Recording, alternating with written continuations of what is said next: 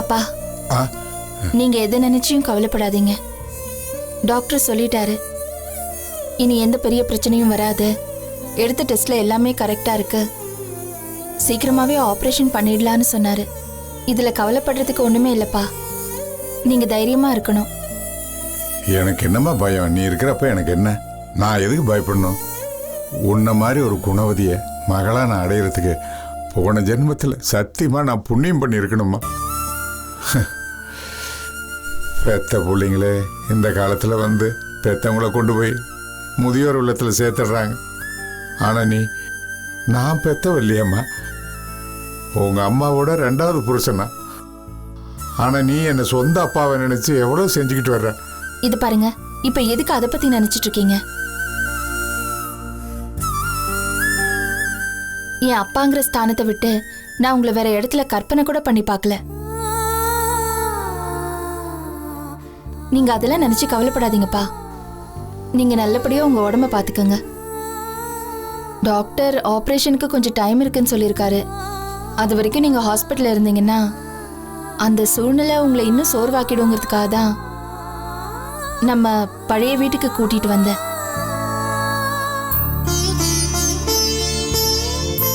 இங்க நீங்க கொஞ்சம் ரிலாக்ஸ்டா இருக்கணும். எது நினைச்சும் கவலைப்படவே கூடாது. ஆபரேஷன் தேதி முடிவு பண்ணதுக்கு அப்புறம் நம்ம ஹாஸ்பிட்டலுக்கு போனா போதும்.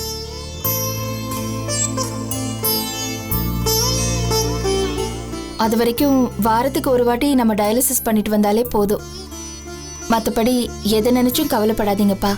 இல்லம்மா, ஆபரேஷனை பத்திலாம் நான் ஒன்றும் கவலைப்படலம்மா. நான் அதுக்கெல்லாம் பயப்படவே இல்லை.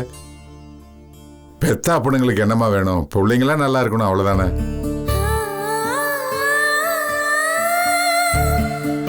சித்ராவை கல்யாணம் பண்ணி அவ நல்லா இருக்கா. கவிதாவை நீயே நல்லா பாத்துக்கிற. வேற என்னம்மா எனக்கு கவலை? ஒன்னே ஒண்ணுதாம்மா, சண்டையோ சச்சரவோ. உங்க அம்மாவுக்கு இது வரைக்கும் நான் துணையா இருந்துட்டேன்.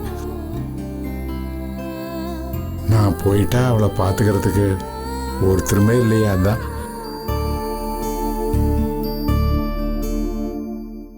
இங்க பாருங்க, எதுக்கு இந்த மாதிரிலாம் பேசிட்டு இருக்கீங்க?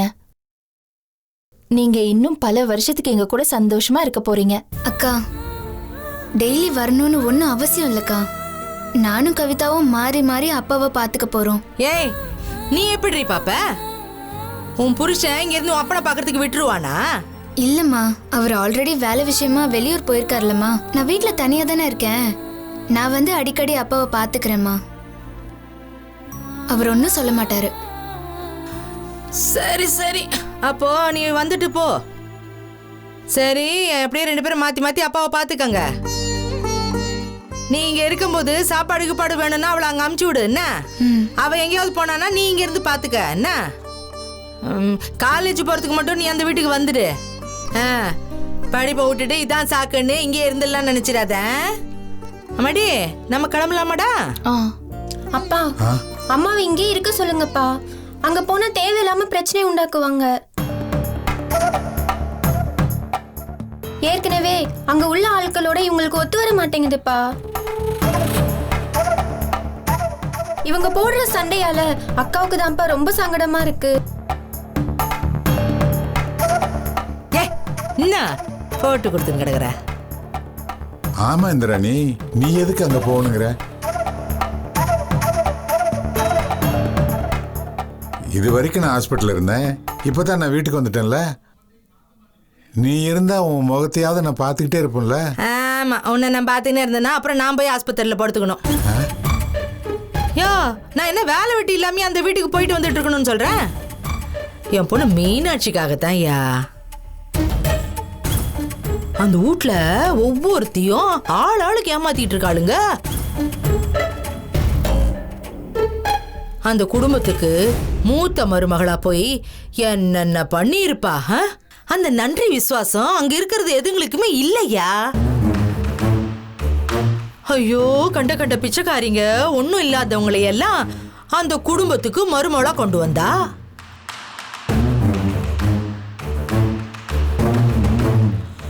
இப்ப என்னடான்னா அவளுங்க ரைட் ராயலா ராங்கிக்காரி மாதிரில சட்டம் பேசிட்டு இருக்காளுங்க. கஷ்டப்படும் போதெல்லாம் என் பொண்ணு மீனாட்சி பயன்படுத்திக்கிட்டு இப்ப சொத்து கித்து அது இதுன்னு வரும்போது கருவேப்பிலை மாதிரி அப்படி தூக்கி கடாசுறாளுங்கய்யா. ஐயா, என் பொண்ணு மீனாட்சினா ஒண்ணும் இல்லாதவளா? அவளுக்கு சப்போர்ட்டுக்காகவும் தட்டி கேட்கறதுக்காகவும் தான் நான் கூட அங்க இருக்கிறேன். வேற நான் அங்க இருக்கிறது மீனாட்சிக்கு வருத்தமா இருந்திருந்தா அவ சொல்லிருப்பால, தேங்காய் உடைச்ச மாதிரி என்கிட்ட, அம்மா இதெல்லாம் பேசாதம்மா சண்டை போடாதம்மான்னு என்கிட்ட சொல்லிருப்பால. நான் நியாயமா பேசுறேன்னு அவளுக்கே தெரியும்யா.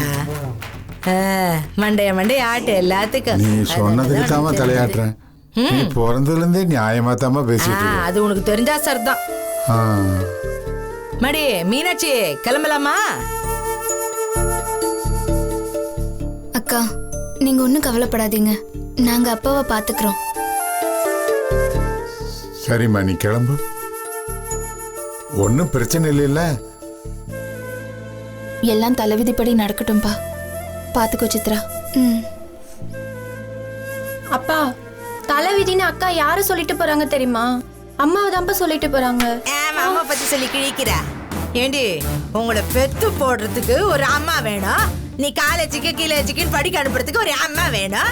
அப்படி அம்மாவை பத்தி தான் சொல்லிட்டு போற அக்கான்னு கோல் மூடிட்டு இருக்க.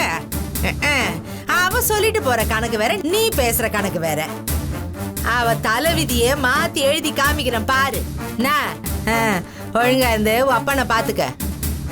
பெத்ததுக்கு இதையாவது ஒழுங்கா உருப்படியா செய், சரியா? ரெண்டு பேரும் பாத்துக்கங்க, சாப்பாடெல்லாம் கரெக்டா குடுக்கணும், சரியா? இந்த பாரு, நீ சாப்பாடு வேணும்னா அங்க கைராசி குடும்பத்துக்கு வந்துடு, நான் சோறு கட்டி குடுக்குறேன். இங்க எடுத்துட்டு வந்து அப்பனுக்கு போடு. வட்டா? சரிம்மா. பாத்துக்கணும் என்ன? வட்டா? என் தலைவிதி நீ போற மாதிரியே இருக்குமா? நான் இங்க இருந்தேன்னா என் தலைவிதி பூடும். வாய மூடு. வேணா தீனே கிடக்குது பாரு இது. ஏமா, இவ அங்க போய் அந்த குடும்பத்தை என்னெல்லாம் பாடுபடுத்த போறாளோ. எனக்கு கிட்னி மட்டும் தான் போச்சு, அங்க இருக்கிறவங்களுக்கு என்னென்னலாம் போக போதோ.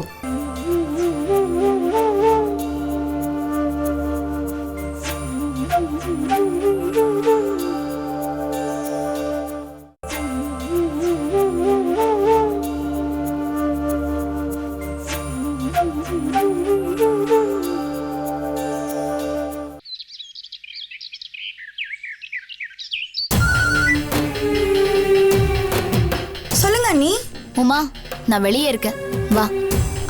சரி, ஓகே, வரேன்.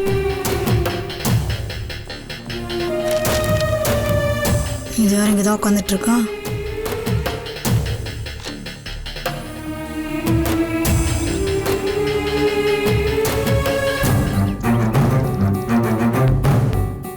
என்ன நீ வெளியவே நின்னுட்டு இருக்கீங்க?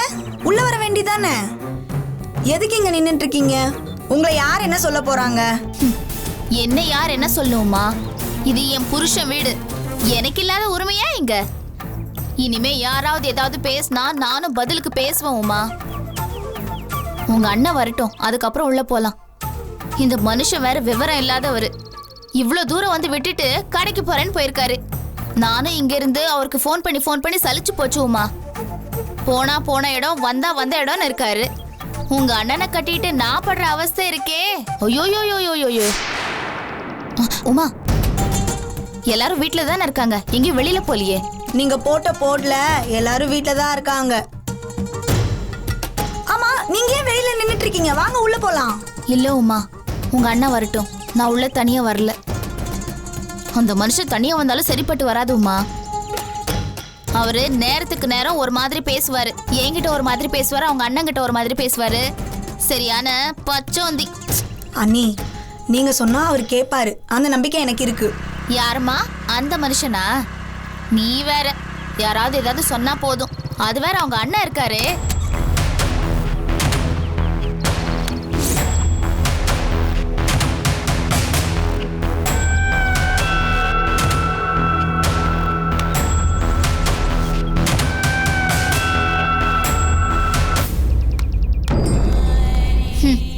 போச்சா? உங்க அண்ணன் ராஜேந்திரன் வந்து பாத்துட்டு போயிட்டாருல, அப்படியே உள்ள போய் வத்தி குச்சி மாதிரி எல்லாருக்கும் பத்த வச்சிருவாருமா. இங்க பாருமா, நம்ம எல்லாரும் ஸ்ட்ராங்கா இருக்கணும், ஒற்றுமையா இருக்கணும். கொஞ்சம் அசந்தா போதும், உள்ள இருக்கவங்கள நம்மள காலி பண்ணிடுவாங்க உமா. விடுங்க அண்ணி, யார் பார்த்தா என்ன, என்ன சொன்னா நமக்கு என்ன? நமக்கு வேண்டியதை நம்ம பேச போறோம், அதுக்கு அவங்க பதில் சொல்லிதானே ஆகணும்.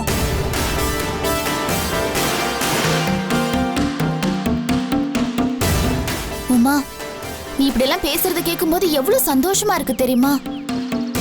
இங்க பார், இப்ப நம்ம எல்லாரும் சேர்ந்து கேட்கும்போது அவங்களும் செஞ்சுதான் ஆகணும். ஆமா, வளர்மதி எங்க, உள்ள இருக்காளா? ஆமா, நீ வீட்ல தான் இருக்காங்க. இருங்க, நான் போய் கூட்டிட்டு வரேன்.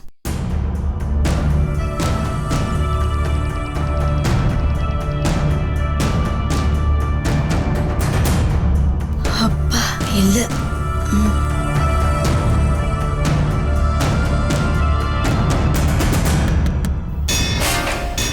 அண்ணி, என்ன உமா? ஒரு நிமிஷம் வெளியே வாங்க. என்ன? வாங்க அண்ணி.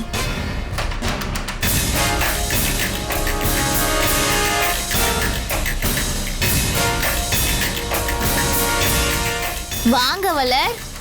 என்ன நீங்க மட்டும் எங்க ஜோதில ஐக்கியமாகலன்னு யோசிச்சுக்கிட்டு இருந்த. இங்க பாரு வளர், அவங்க என்ன பேசினாலும் நம்ம எல்லாரும் ரொம்ப தெளிவா இருக்கணும். அவங்க சும்மா அப்படியே தேனாட்டம் பேசுவாங்க, மெழுகா உருகி பேசுவாங்க. அவங்க வார்த்தையில சர்க்கரை, பால், தேன் எல்லாம் கலந்து பேசுவாங்க. ஆனா நாம எதுக்கும் மயங்கிடக்கூடாது. ஏன்னா அவங்க சொத்துக்காக என்ன வேணாலும் பண்ற பார்ட்டி. யார் காலையும் வெக்கம் இல்லாம விழுவாங்க. அடுத்தவங்க பொருளுக்கு அப்படியே பெரிய நாடகமே போடுவாங்க. ஆனா நம்ம மட்டும் தெளிவா இருக்கணும். நான் ரொம்ப தெளிவா இருக்கேங்க. நான் கரெக்டா பேசுவேன், நீங்க அதை பத்திலாம் கவலையே பட வேண்டாம். எல்லாமே நல்லாதான் போகும். ஆனா அந்த பொம்பளை தான். ஏமா அந்த பொம்பளை உள்ளதா இருக்காளா? இருக்கு. அந்த பொம்மல இங்கே டென்ட் போட்டு தானே உட்காந்துட்டு இருக்கு. அவங்க நம்ம கிட்ட என்ன பேச போறாங்க? அதுக்கு என்ன உரிமை இருக்கு ஃபர்ஸ்ட் பேச? நீ சொல்றது கரெக்ட் தான். அந்த பொம்பளை தானா பேசாதுமா. அந்த மீனாட்சி இருக்காளே, லைட்டா கண்ணு காட்டினா போதும், நல்லா கீ கொடுத்த பொம்மை மாதிரி பேசிக்கிட்டே இருப்பா. நானும் ஒன்னும் சலிச்சவல்ல உமா. நானும் அவளுக்கு சரிசமமா நேருக்கு நேர் பேசுவேன். நான் இருக்கும்போது நீங்களே எதுக்கு கவலைப்படுறீங்க? என்ன எல்லாரும் வெளியில நின்று மீட்டிங் போட்டுட்டு இருக்கீங்க? எல்லாரும் உங்களுக்காக தாங்க காத்துக்கிட்டு இருக்கோம். ஆமா, ஏன் இவ்வளவு நேரம்? அதான் சொல்லிட்டு தானே போனேன், கடைக்கு போயிட்டு வரேன்னு. குறுக்கு விசாரணை பண்றியா? வா உள்ள வாங்க.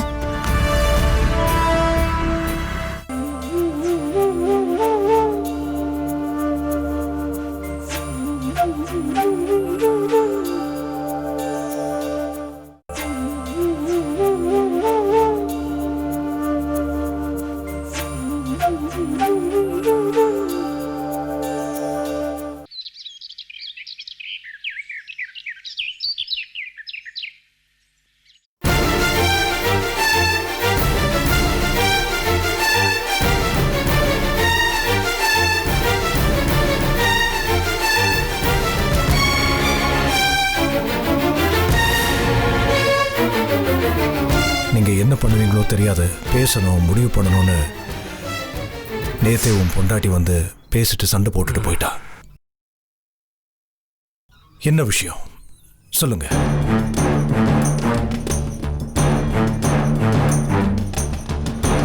சொல்லுங்க.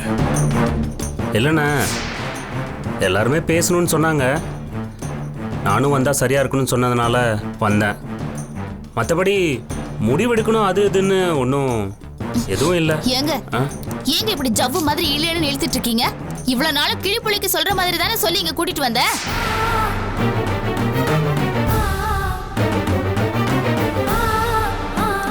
அதுக்குள்ளே எப்படி மாறிட்டீங்க? இங்க பாருங்க, நான் சொல்றேன். எனக்கு, உமாவுக்கு, வளர்மதிக்கு எல்லாருக்குமே ஒரே எண்ணம் தான். அதுக்கு தான் நாங்க எல்லாருமே இங்க வந்திருக்கோம். எங்களுக்குன்னு ஒரு எதிர்காலம் இருக்குங்க. எங்களுக்குன்னு தேவை இருக்கு, குழந்தை குட்டி எல்லாம் இருக்கு. எப்பெல்லாம் எங்களுக்கு வேணுமோ அப்பெல்லாம் உங்ககிட்ட வந்து கையேந்தி பிச்சை கட்டிட்டு இருக்க முடியாதுங்க.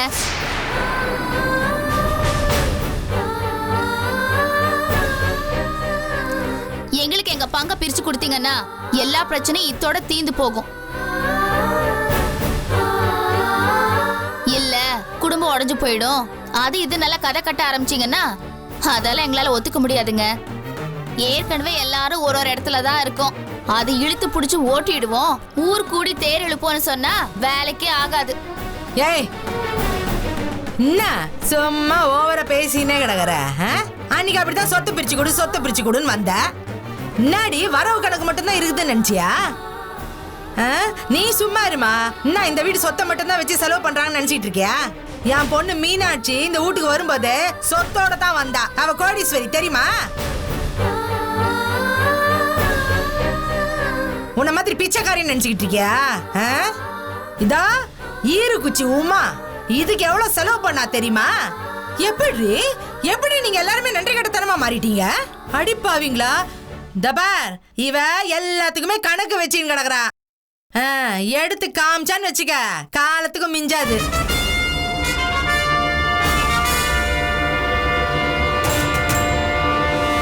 ஆஹாஹா, இதுக்குதான் இந்த வார்த்தைக்கு தான் நாங்க காத்துட்டு இருக்கோம். மொத்தமா நாம போடணும்னு முடிவு பண்ணிட்டீங்கல்ல எல்லாரும். என்னடா இத்தனை நாள் இந்த பேச்சு ஆரம்பிக்கலையேன்னு பாத்துட்டு இருந்தேன். அவங்க தான் எல்லாம் செலவு பண்ணாங்கன்னா அப்புறம் இந்த குடும்பத்தோட வருமானம் என்னாச்சு சொல்லுங்க? இல்ல சொல்லுங்கம்மா, அந்த வருமானம் எல்லாம் எங்க போச்சு? மொத்த கஜானா சாவி உங்க பொண்ணு இடுப்புல தானே வச்சிட்டு இருக்காங்க. உங்க பொண்ணு சித்ராவுக்கு கடை வச்சு கொடுத்தாங்களே, யார் காசுல வச்சு கொடுத்தாங்க? அவங்க காசுல வச்சு கொடுத்தாங்களா இல்ல காந்தி கணக்குல வச்சு கொடுத்தாங்களா? வர்ற மருமகளை எல்லாம் சண்டை போட்டு அனுப்பி வச்சிடுறீங்க. கிரிக்கெட்ல அப்படியே விக்கெட் அடிக்கிற மாதிரி ஒவ்வொருத்தையும் வீட்டை விட்டு அனுப்பி வச்சிடுறீங்க. இப்போ செலவு கணக்கு காட்ட போறீங்க. எத்தனை நோட்டு? 50 60 வீசுங்களே பாக்கலாம். ஏய், என்ன விட்டா பேசிக்கிட்டே போற? இந்த வீட்டு காசுல நான் எதையுமே செலவு பண்ணலமா, கவலைப்படாதீங்க. எல்லாம் அப்படியே தான் இருக்கு. ஏங்க உண்மை சொன்ன உங்களுக்கு அப்படியே பொத்துக்கிட்டு வருது? உங்க அம்மா சொன்னதுக்கு நான் வாயை திறந்து பதில் சொன்னேன். சரி விடுங்க. கைராசி கணக்குல இருந்து ஆரம்பிச்சு இருக்கிற சொத்து எல்லாம் சமமா 6 பேருக்கும் பங்கு போட்டு கொடுங்க. கடை மட்டும் இல்லைங்க, வாங்கி போட்ட இடம் இருக்கு. காஞ்சிபுரம் இல்ல, வேலூர், செங்கல்பட்டு, சென்னைன்னு பல இடங்கள்ல வாங்கி போட்டிருக்காங்க. அதையும் கணக்குல சேர்க்க சொல்லுங்க, அப்பதானே மொத்தமா பார்க்க முடியும். நான் உன்னை குழந்தை மாதிரின்னு நினைச்சேன். நீ வளர்ந்துட்டேன்னு காமிக்கிறியா? நல்லா இருக்கு, பாத்துக்கோங்க. பாத்தீங்களாங்க, நம்ம கைராசி குடும்பத்தோட கடைக்குட்டி எவ்வளவு செல்லமா வச்சுக்கிட்டோம். உயிரை கொடுத்து உமா உமான்னு எப்பவுமே வளர்த்தீங்களே, கணக்கு கேக்குறா. சொல்லுங்க.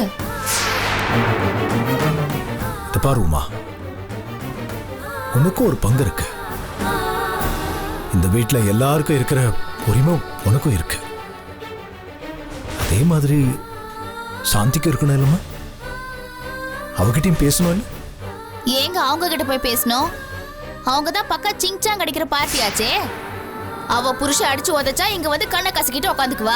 5-10 பிச்சு கொடுப்பீங்க, அதையும் வாங்கிட்டு போயிடுவாங்க. திரும்பி வருவாங்க, திரும்பி 5-10 காட்டுவீங்க, அதையும் வாங்கிட்டு போய் இப்படியே காலத்தை ஓட்டுறாங்க. இங்க பாருங்க, இந்த சாந்தி பூந்தி இதெல்லாம் வேண்டாம். இப்ப சொத்தை பத்தின கணக்க சொல்லுங்க. என்னமா நீ போய் தள்ளு. என்னது பஜாரி மாதிரி பேசிக்கிட்டு இருக்க? வீட்டுல வந்து எல்லாத்துக்கும் ஒரு அளவு இருக்கு. முதல்ல பொம்பளையா லட்சணமா நடந்துக்க. வீட்டுக்குள்ள வந்து நாய் மாதிரி குறைச்சுக்கிட்டு கையறா. என் பொண்டாட்டி பத்தி நீ எதுக்குடா பேசுற? அனாவசியமா வார்த்தையெல்லாம் விடாதா? யாரு? என்னமோ புதுசா வந்த பொண்டாட்டி அப்படியே சப்போர்ட் பண்றாரு. ஏண்டா டேய், ஓ லட்சணம் தெரியாதா? ஒரு 2 நாளைக்கு முன்னாடி தான் வீட்டுக்கு வந்து நம்ம அண்ணனுக்கு சப்போர்ட் பண்ணணும்டா, துணையா நிக்கணும்னு சொன்னப்ப என்னமோ நல்ல மாதிரி பேசுன. இன்னைக்கு இப்படி பேசுற. சீ, ஏன்டா அப்படி மாறிட்டு இருக்க? என்ன உன்ன மாதிரி குடிகாரன் நினைச்சியா? பொறுப்பு இல்லாம குடிச்சிட்டு இருக்கிற நாய் நீ பேசிட்டு இருக்க. அம்மாவுக்கு காரியம் பண்ண போன இடத்துல குடிச்சிட்டு இருந்த நீ பேசுறியா? ஒழுக்கத்தை பத்திலாம் நீ பேசாதடா. டேய், குடிகாரனால மத்தவனுக்கு பிரச்சனை இல்லடா. ஆனா கட்டின பொண்டாட்டிய விட்டுட்டு கண்டவளோட சுத்திட்டு இருக்க நீ என்கிட்ட பேசக்கூடாது. தப்பு. இதோட நிறுத்திக்க, அவ்வளவுதான். எனக்கு வாய் மூடுன்னு சொல்றேன். தயவு செஞ்சு நிறுத்துறீங்களாடா? இத பார் சரவணா, தயவு செஞ்சு உனக்கு என்ன வேணும்னு சொல்லு, உன் பொண்டாட்டிக்கு என்ன வேணும்னு சொல்லு. மத்த விஷயங்களை பத்தி பேச வேண்டாம். அம்மா உயிரோடு இருந்த வரைக்கும் இப்படியே சண்டை போட்டுட்டு இருந்தாச்சுடா. ஒரு உயிர் போச்சு. மறந்துட்டீங்களாடா? இனியாவது சமாதானமா இருங்கன்னு சொன்னாங்கல்ல. உனக்கு என்னதான் வேணும்? சொல்லுங்க தம்பி. கேக்குறாருல, அவ கூப்பிட்ட உடனே நீங்க வந்துட்டீங்க. அப்புறம் பேசாம இருந்தா என்ன அர்த்தம்? அண்ணி, இந்த வீட்ல வந்தவன் போனவன்ட்டெல்லாம் நான் பேசணும்னு அவசியம் இல்ல. யார் நானா? உன்னதான்டா. ஏய் நீ பேசுறா. நீ என்ன பேசுற நானும் பாக்குறேன். நீ பேசுறா. இவனெல்லாம் பேச விட்டு கேட்டுட்டு இருக்கீங்க. ராஜேந்திரா, இந்த பாருங்க, சொத்து பிரிக்கிறோம் பிரிக்கல அது அடுத்த பிரச்சனை. நான் ஒண்ணு கேட்கவா? உமாவை குழந்தை மாதிரி வளர்த்தேன்னு சொன்னீங்களே, அவ மாறிட்டான்னு சொன்னீங்களே, எப்ப மாறினா சொல்லுங்க? சரி, நீ உங்க பார்வையில அவ மாறிட்டானே வச்சுக்குவோம். அதுக்கு யாரு காரணம்? எவ்வளவு நாளா அவ மாறின மாதிரி தெரியுது? ஒரு வாரம் இருக்குமா? இந்த நிக்கிறாங்களே உங்க அம்மா, இவங்க இந்த கைராசி குடும்பம் நாசமா போகணும்னு நினைக்காத நிமிஷமே கிடையாது, நடத்தாத பிரச்சனை கிடையாது. இவ்வளவும் தெரிஞ்சும் அவங்கள கொண்டு வந்து நடு வீட்டுல வச்சிருக்கீங்க. வந்ததுக்கு அப்புறம் அவங்க உமாவை அவ்வளவு கேவலப்படுத்திருக்காங்க. நீங்க உமாவுக்கு பொறுத்து போன அட்வைஸ் பண்ணிருக்கீங்க. இதெல்லாம் எனக்கு ஏன்னு புரியல. இன்னைக்கு பேசுறீங்க, எனக்கு சொத்து பிரிக்கிறதுலாம் ஒரு மேட்டரே இல்லைங்க. முதல்ல இந்த பொம்பளை வெளில போக சொல்லுங்க. மரியாதை கொடுத்து பேசுங்க. என்ன இருந்தாலும் அவங்க பெரியவங்க, புரியுதா? இஷ்டத்துக்கு பேசக்கூடாது. அவனுக்கு என்னன்னு தெரியும் மரியாதையை பத்தி? பெரியவங்க இவங்க பெரிய மனுஷி. இவங்க பண்ண தப்பெல்லாம் மறந்து போச்சு. சரி அண்ணி, நான் தப்பண்ண. இவங்க பண்ணதெல்லாம் அதோ நம்ம பழைய வீட்டுல வச்சு, அதுவும் உங்க கல்யாண நாள் அன்னைக்கு உங்களை மண்ணை வாரி தூத்துனாங்க. அதை மறந்துட்டீங்கல்ல? சரி, ஊரெல்லாம் உங்களுக்கு குழந்தை இல்லைன்னு சொன்னா கூட பரவாயில்ல, ஆனா உங்களை பெத்த தாய் உங்களை குழந்தை இல்லாதவன் சொன்னாங்க. எவ்வளோ தூரம் உங்களை அசிங்கப்படுத்திருப்பாங்க, அதை மறந்துட்டீங்க? இந்தா இங்க நிக்கிறாரு எங்க அண்ணன், அவரு சட்டையில காரி துப்புனாங்க எச்சிலால, அதுவும் பப்ளிக்கா. அதையும் மறந்துட்டீங்கல்ல? இந்த பெருந்தன்மை எல்லாம் எங்க இருந்து வந்தது? தம்பி, எல்லா பெருந்தன்மையும் உங்க கிட்ட இருந்து தான் வந்துச்சு. நீங்க இந்த கைராசி குடும்பத்தோட செல்ல புள்ள. இந்த குடும்பத்துக்கு ஒண்ணுனா பொங்கி எழுந்துருவீங்க. அண்ணனுக்கு ஒண்ணுனா அடித்தடியில இறங்கிடுவீங்க. அக்கா தங்கச்சினா அவ்வளோ பாசம். அம்மானா ரொம்ப உயிர். அண்ணினா மரியாதை. இப்படி ஒரு பேர் எடுத்து சரவணன். கல்யாணம் ஆனதும் நீங்க ஒரு கடை ஒண்ணு வச்சிங்களே, யாருக்குமே தெரியாம, கூட பிறந்த உங்க அன்பு அண்ணனுக்கு சொல்லாம. சரி, அந்த விஷயம் தெரிஞ்சு போச்சு. அதுக்கப்புறம் நாங்க விவரம் கேட்டோமே, அப்ப கூட ஒத்துக்காம எத்தனை வாட்டி நீங்க போய் சொல்லி ஏமாத்துனீங்க. அண்ணனுக்கு தெரியாம சொத்து வாங்குனீங்க, அண்ணனுக்கு தெரியாம பல விஷயங்கள் நீங்க பண்ணிருக்கீங்க. அதுக்கப்புறம் சொந்தமா உங்களுக்குன்னு ஒரு பிசினஸ் அப்படி இப்படின்னு நிறைய டெவலப் பண்ண ஆரம்பிச்சிட்டீங்க. சரிங்க, அது கூட பரவாயில்ல. தனியா போய் நீங்க உங்க பொண்டாட்டி கூட சந்தோஷமா வாழ்ந்துருவீங்கன்னு பார்த்தா, இன்னொரு பொண்ணு கூட தொடர்புன்னு சொல்லி உங்க பொண்டாட்டி ஏன் புருஷன் கிட்ட கண்ணை கசக்கிட்டு வந்து நிக்கிறா.